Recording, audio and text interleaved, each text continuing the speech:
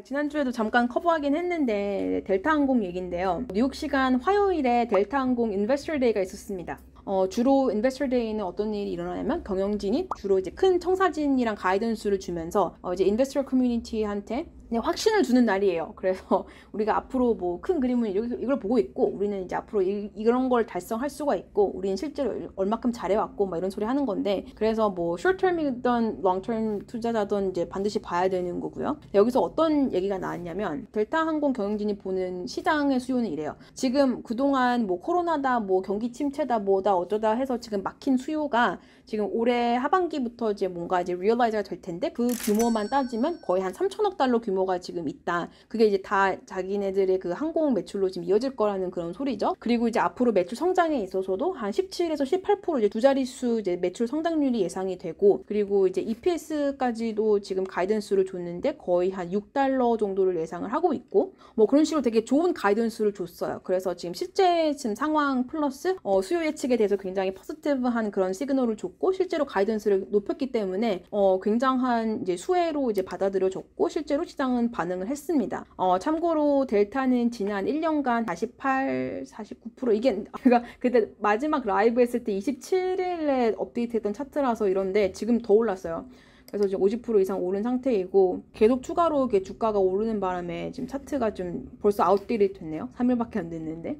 그러면은 지금 오를 만큼 오른 것인가? 라고 한다면 그건 또 아닌 게, 아직도 상승 여력이 남아있다고 보는 컨센서스가 있는 것 같긴 해요. 뭐 물론 지금 YTD에 50% 가까이 올랐고 6월 한 달 동안만 28%가 오른 상황입니다. 그런데 컨센서스는 왜 아직도 이렇게 좋냐? 지금 목표 주가 레인지가 아직도 한 60에서 70 사이로 잡고 있고, 사실 뭐 이제 뭐 거의 다 왔다면 왔을지라도 어쨌든 앞으로 한 15에서 20%더 추가 업사이드가 있는 거잖아요. 이들의 말을 맞다고 본다면. 그래서 여기에서 좀 주목할 부분은 아직도 이제 경기 그 사이클에 대해서 지금 리세션이 찾아오네 마네 하는 이런 상황에서 여행 수요라는 굉장히 이 리세션과는 정반대의 지표가 이제 강한 긍정 시그널을 보이는 이런 시장 참여자들이 많다는 부분에서 이제 큰 의미가 있는 것 같고, 어쨌든 델타 주가에 반영이 됐으니까.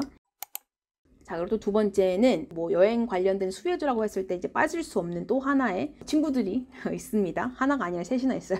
바로 카니발이 있고요. 여기 뭐 한 100% 올랐죠? 100% 올랐고 올해만 봤을 때 이게 AI 테마주가 아닙니다. 그럼에도 불구하고 올랐던 카니발 같은 경우도 있고, 뭐 로열 커리비안 크루즈 주식들 다 마찬가지예요. 참고로 이거 헷갈리지 말라고 지금 다시 말씀드리면, 이거는 지금 YTD로 지금 오르는 퍼센테지예요. 주가가 아니에요. 그래서 다 100이 넘어가지고 이상하다고 생각하실 텐데, 노르웨이전도 많이 올랐어요. 84% 올랐는데 지금 나머지 둘이 136%, 112% 이렇게 말도 안 되게 올라서 좀 묻혀서 그런 거지. 카니발 같은 경우는 사실 지난주 실적 발표가 있었고 실적 발표 이후엔 주가가 좀 떨어지긴 했어요. 왜냐면은 경영진이 그 수요에 대한 뭔가 네게티브한 걸 말했던 게 아니라 앞으로 이제 다가온 3분기에 있어서 좀 비용 부분에서 좀 문제가 될 수 있을 것 같다. 뭐 인건비랑 마케팅 비용이 지출이 생각보다 클 것 같다. 뭐 이런 말을 했기 때문인데, 뭐 어쨌든 그러거나 말거나 6월 한 달 동안만 40%가 올랐습니다. 그래서 이것도 아까 항공주랑 비슷한 테마인데, 일단 수요가 생각보다 굉장히 스테이블하고, 왜냐면은 뭐 침체가 온다고 하는데 결국에는 뭐 크루즈나 항공 모두 수요가 오버부킹된 상태이고, 그래서 오히려 좀 주목해야 될 리스크적인 요인은 좀 재무적인 부분에서 걱정이 될 수가 있는데, 부채가 좀 꽤나 심각해요. 지금 부채가 얘네들이 한 370억 달러 정도 수준인데, 지난 10년간 가장 이 현금 흐름 프락시랑 비슷한 이 이베타라는 수치가 가장 잘 나왔을 때가 한 55억 달러니까 지금 부채 그 재무 레버리지 비용이 한 이베타 기준 한 7배수가 넘고, 레버리지가 어쨌든 수요를 안고 가야 되니까 이 에셋 익스펜션 계속 이어가고 있거든요. 계속 뭔가 개발하고 돈 써서 이제 카니발 크루즈 데스티네이션들 다 이제 새로 짓고 개발한다는 건데, 이게 뭐 시장이 계속 좋으면 모르겠지만 지금처럼 계속 수요가 떠받들어 주지 못하면은, 그리고 앞으로 계속 자금 조달 비용이 싸지지 않으면은 앞으로 문제가 좀 크게 터질 수는 있겠죠. 왜냐면 이건 업계 벤치마크에 비교해서도 높은 수치이거든요. 다른 비슷한 캐펙스 헤비 인더스트리 대비해도. 그래서 크루즈 산업 투자할 때 무시할 수 없는 그런 지표들 중에 하나이고요. 더군다나 이제 금리 인상기가 언제가 이제 완전히 끝났는지에 대해서도 논란이 있는 상황에서 이제 타격이 좀 세게 받을 수밖에 없고, 뭐 그런 것들을 감안을 해야 되는데, 지금까지의 시장 심리만 보면은 이제 앞으로 뭐 금리가 뭐 오를 건 다 올랐다 이 뷰와 그게 수요에 대한 의문보다 그게 더 강력했기 때문에 지금 이 정도의 주가 견인이 있지 않았나 생각이 들고요. 요새 이제 심폐소생술이 된 미국 기업 공개 시장 이야기입니다. 이것도 이제 지난주에 좀 잠깐 다뤘었는데 얼마 전에 이제 대형 기업 공개 소식이 있었죠. 2달 연속 지금 10억 달러 이상 기업 공개가 진행이 되었고 지금 시장에서 굉장히 큰 관심을 받고 있는 이제 IPO 라인업들이 꽤 있는데 지난달 같은 경우는 카바라는 기업이 특별히 좀 관심을 받았는데 얘네가 2021년 이래 가장 큰 IPO를 성공적으로 마친 이 레스토랑 체인점이에요. 2015년에 상장을 했었던 쉐이크쉑 이후 거의 최대 규모 이고요. 공모가 22불에서 뭐 원래 IPO 당일은 튀니까 이거 튄 캔들 보이시죠? 45불 가까이 갔다가 뭐 36불대까지 내려왔다가 지금은 다시 뭐 40불대를 회복을 했어요.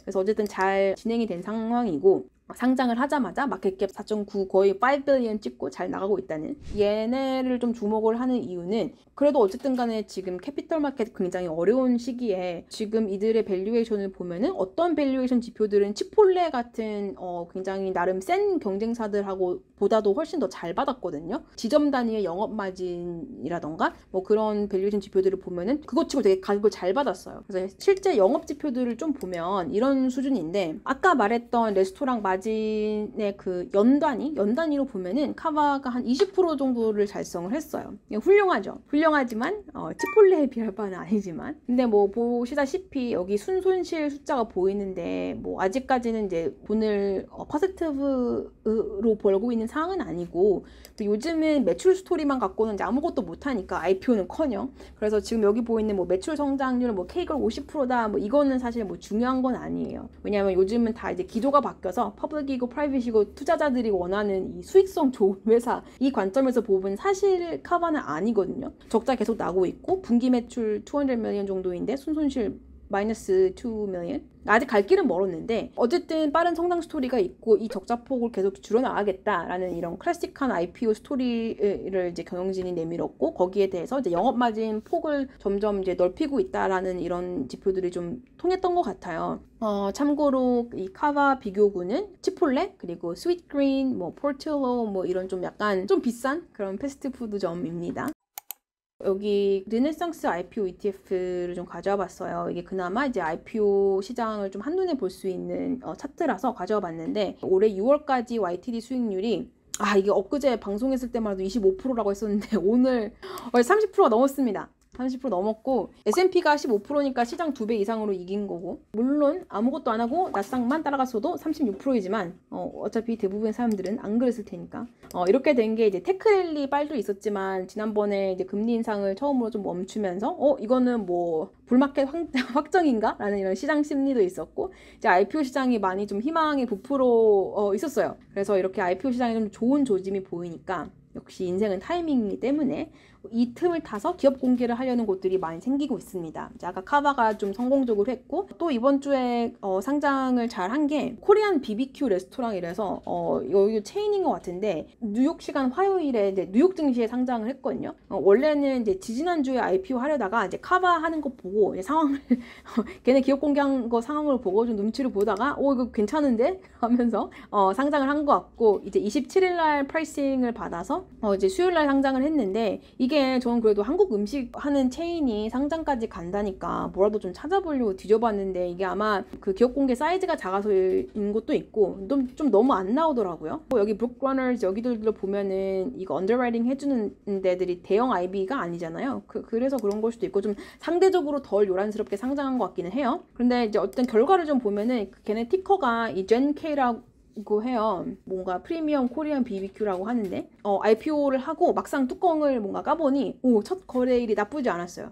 나쁘지 않은 수준이 아니라 여기도 역시 트윈 봉을 보면 알겠지만 거래가 11시 11분에 시작이 됐는데 이거 풀리자마자 81,900주 이상이 시장이 풀렸고 오프닝 주가가 바로 18불 30을 찍었거든요. 그냥 오프닝 하자마자 뭐 한 50%? 52% 넘게 뛴 수준에서 첫 거래 가격이 형성이 됐던 건데 그 뒤로 몇 분 안 돼서 한 20불까지 갔죠. 여기 바로 그러니까 66% 이제 수익률 올린 거고 사실 그 정도를 보면은 이제 당연히 심리가 이제 무조건 팔아야지라는 생각을 하게 됩니다. 그리고 그런 생각은 저만 한 게 아니라 다른 사람들도 했기 때문에 여기 수요가 좀 잦아들었는데 어쨌든 첫 거래일을 15불, 34불 뭐 이렇게 마감을 했어요. 그러면 이제 공모가 대비 28% 뛴 상황에서 이제 첫 거래일 클로즈를 한 거죠. 나쁘지 않아요. 그런데 이제 여기는 매출 성장뿐 아니라 여기는 실제로 심지어 순이익이 나고 있어요. 넷인컴 마진이 보이죠? 자, 넷인컴 마진이 심지어 9%대예요. 아, 넷인컴이 플러스인 기업이라니.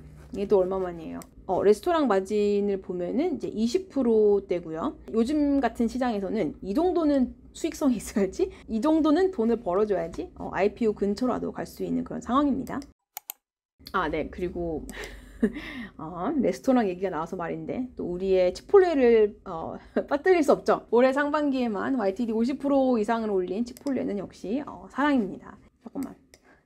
아이, 죄송합니다. 차트 따위가 치폴레를 가리고 있었어요.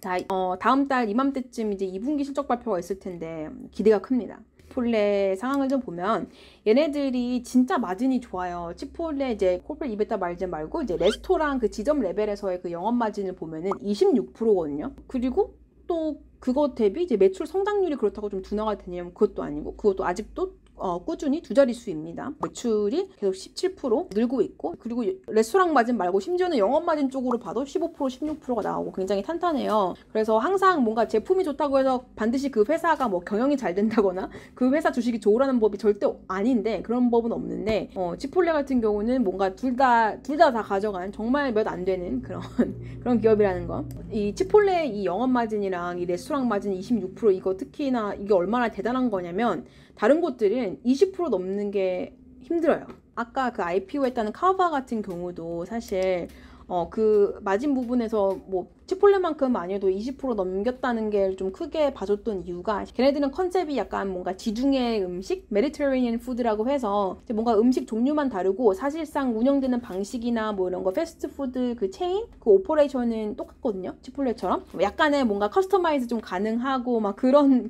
점까지도 거의 치폴레 그대로 따라한 건데 제가 이해하기로는 치폴레는 그래도 좀 뉴욕같이 뭔가 인구 밀집된 그런 덴스한 곳에서 뭔가 바쁜 회사원들 빨리 그 bird 빨리 하나 사가지고 사무실 돌아가서 데스크 앞에서 먹는 사람들한테 파는 그런 컨셉이라면 카바 같은 경우는 미국 그 서버번 지역 같은 데를 더 공략을 해서 그 지역에 뭔가 그런 캐주얼 다이닝 그 수요를 다 가져간 것 같아요.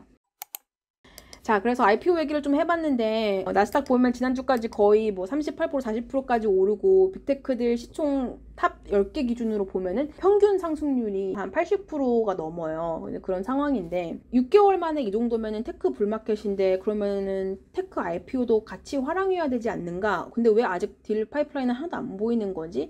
이게 좀 이상하지만 이게 또 상식적으로 생각해 보면은 좀 당연한 것 같기도 한 게 문제는요. 이제 원래 IPO라는 게 기업이 대규모 자금 조달이 필요해서 하는 거잖아요. 그런데 AI 테마 쪽으로는 프라이빗 마켓에서 자금이 너무 많이 몰리고 있습니다. 그래서 뭐 굳이 공모 시장 안 가도 돼. 1빌리언 이런 거 아무것도 아니고 지금 그 몇 배로도 그냥 프라이빗 자본으로 갈 수 있는데 여기서 그냥 잘 하고 있으면 되지. 뭘 굳이 IPO를 해야 하는 그런 상황도 있고 이제 공급면으로만 보면은 그러면은 이제 수요 측에서 생각을 해봤을 때 지금 약간 테크 랠리이고 지금 공모 시장에서도 사람들 그 퍼블릭 에퀴티 인베스터들은 지금 뭔가 AI 관련된 거에 투자를 하고 싶은데 그러면 수요가 그래도 좀 많지 않느냐라고 볼 수도 있겠지만 어차피 진짜로 AI로 뭐 해보겠다는 이런 애들은 아직 다 비상장 기업이고 주식시장은 어쩔 수 없이 그 수요를 대신해서 지금 빅테크로 몰아주고 있는 그런 상황이란 말이에요. 뭐 물론 여기 뭔가 다들 광기에 사로잡혔었던 이 2021년에는 30배수가 넘어갔었는데 그때는 물론 레이트 스테이지 테크 스타트업들이 수조 단위 적자 내면서도 이 꿈과 희망을 팔아서 IPO를 갔었지만